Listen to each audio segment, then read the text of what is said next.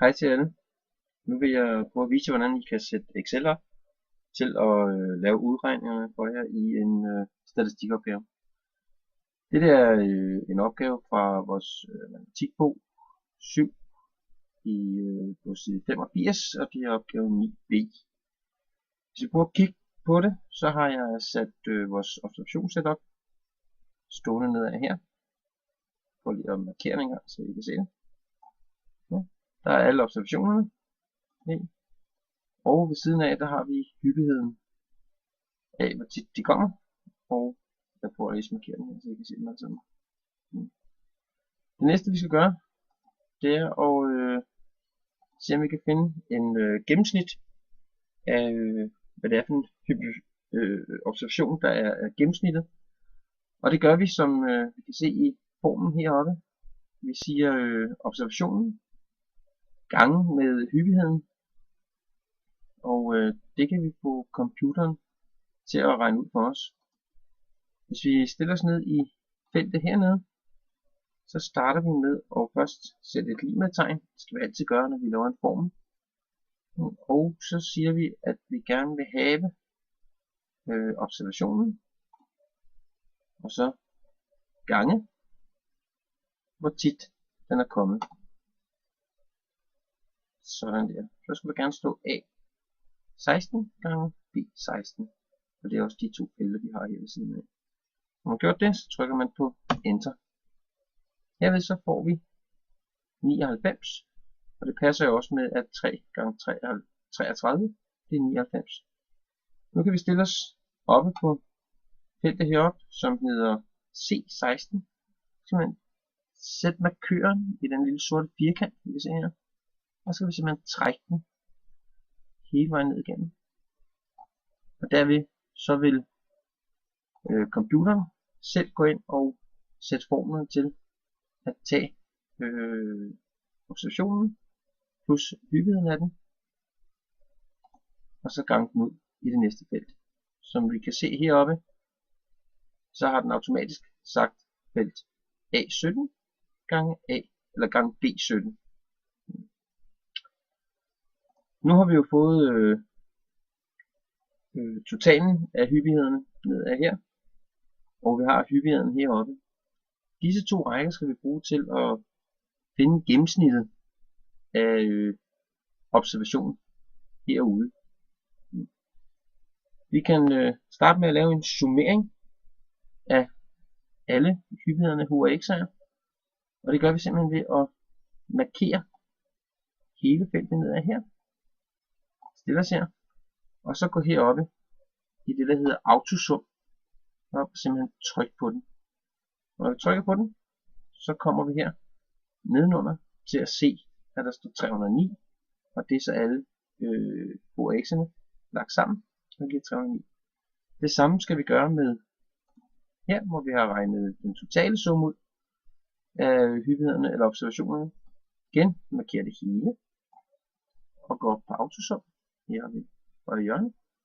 Tryk på den, og derved så vil vi også få totaltallet op her. For at så finde gennemsnittet, jamen så går vi ind her, og så skriver vi gennemsnit.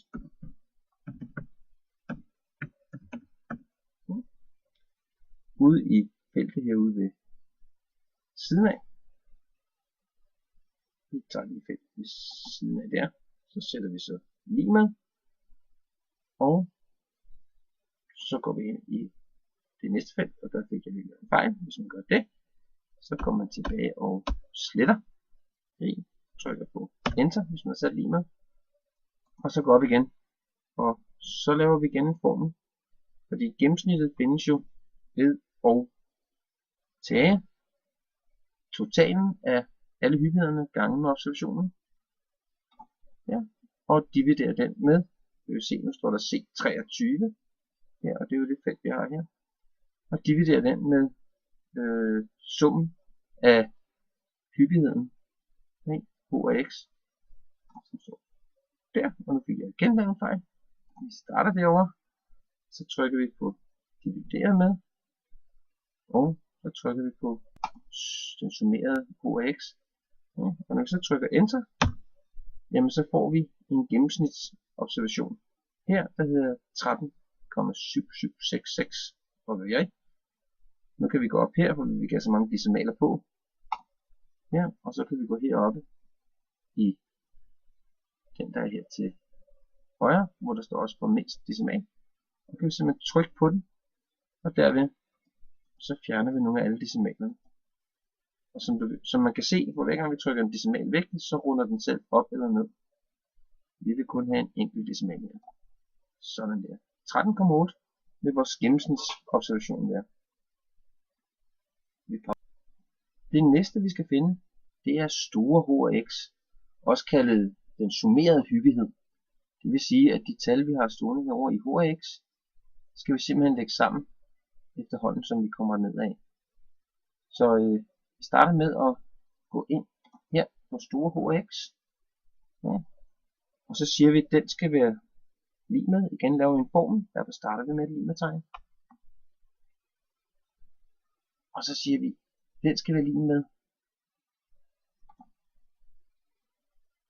Nu tager jeg et felt heroppe, der hedder D15, fordi at der står ingenting, og vi skal lægge det sammen med den første hyppighed, vi har hernede, som hedder 33. Derfor trykker vi på plus, og så trykker vi over på 33 herovre. Så vil felt, det der står i feltet D15 heroppe, nu lagt sammen med det, der står i feltet B16. Når vi trykker på enter, så vil det komme til at stå 33, og det passer fint med det, der står over i HX. Nu kan vi, ligesom vi har gjort tidligere, kopiere selve formen ned igennem her. Og når vi gør det, så skulle der meget gerne komme til at stå 309. Og det er jo også det samme, som vi har stående herovre, da vi lægger dem sammen. Så det passer godt sammen. Jeg har gået lidt tryk væk her. Hvis jeg kigger på formlen her, og grunden til at jeg satte D15 ind, det er at efterhånden som vi kommer herned af, se nu starter det med at stå D15 op, den tomme heroppe, men når vi så går ned til den næste, så skal vi jo bruge den, netop D15, for den vil gå op til D16, og det er jo den vi har skrevet 33 i, og så vil den lægge sammen med B17. Det er den måde formen virker på. Det næste, vi kan se, den vil fortsætte sig nedad, D17 plus B18, D18 plus B19, og så videre. Det næste vi skal have styr på, det er frekvensen. Og frekvensen udregner vi ved, at man tager den hyppighed vi har op, altså hvor tit trætallet kommer, og så dividerer vi med alle de observationer vi har haft, altså totalen her af hyppigheden. Og det kan vi gøre ved hjælp af en formel. Og husk lig med tegn. Og så trykker vi på H af x herovre, altså med 33 står, og så vil der komme til at stå B16. Det skal vi jo så dividere med de 309 hernede, som er totalen.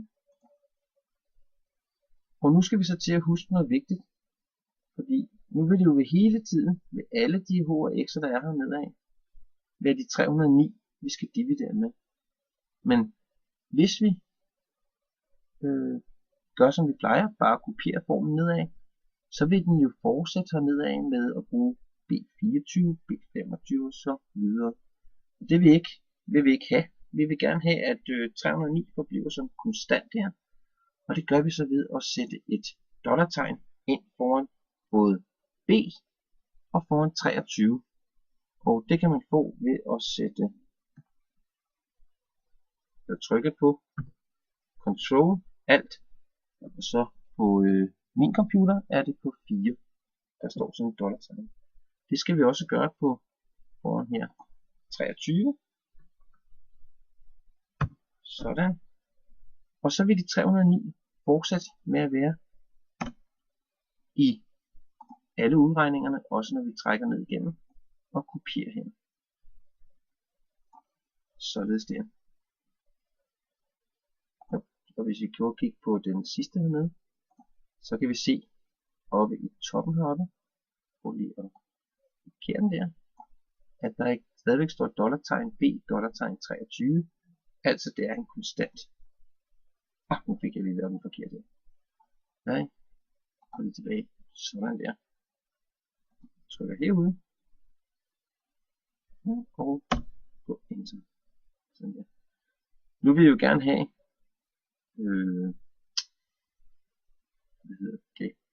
frekvensen kun med 2 decimaler. Så igen går vi op på mindst decimal heroppe i linjen. Og så trykker vi ind, til vi kun har 2 decimaler tilbage. Og det skulle jeg nok have gjort på dem alle sammen, så vi markerer lige dem alle sammen. Og så trykker jeg igen. Sådan der.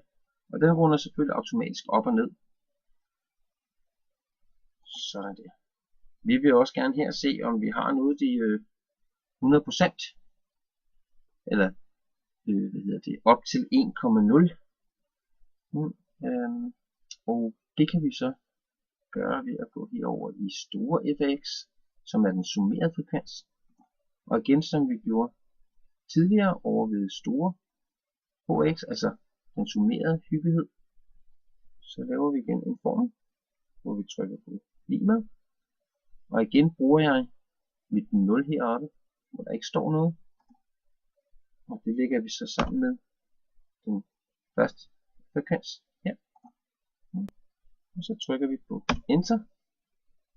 Og igen, vi går op herop, og så kopierer vi formlen ned igen.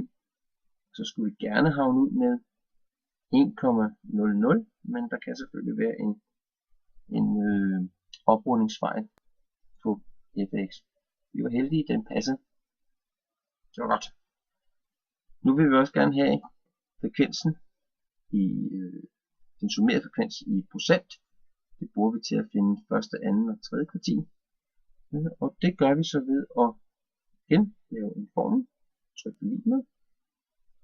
Gå ind og trykker på vores første tal i den summerede frekvens. Her. Vi ganger med 100. Og derved så får vi det over procent. I procent, der ønsker vi kun 1 decimal. Så vi går igen op her og formindsker decimalerne. Sådan der. Så går vi ned og kopierer vores formel her. Sådan der. Og så skulle den gerne blive til 100%. Så er vi jo sørme heldige 100,00. Sådan der. Så har vi faktisk fået lavet vores lille skema. Og hvis man gerne vil have kvartilerne med, har vi jo første kvartil, anden kvartil, tredje kvartil. Og der er vi jo inde og kigge på procenterne. Og første kvartil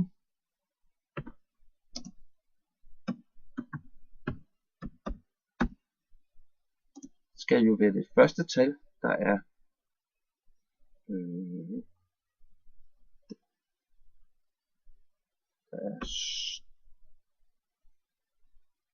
større end, og så skal vi vende op her, større end eller lige med 25%. Og så kan vi gå ind og kigge i vores summerede frekvens.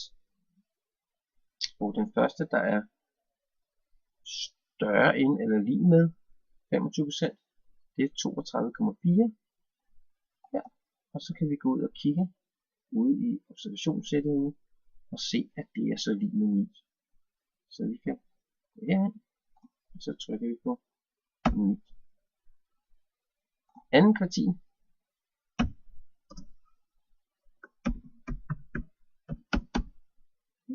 Igen. Den skal være større end eller lige med 60%. Og den første, der er større end eller lige med 50%, det er jo den, der hedder 56,6. Her, og så går vi så ud og kigger på observationssættet, og der står 15. Så derfor skriver vi 15 ned. Og tredje kvartil.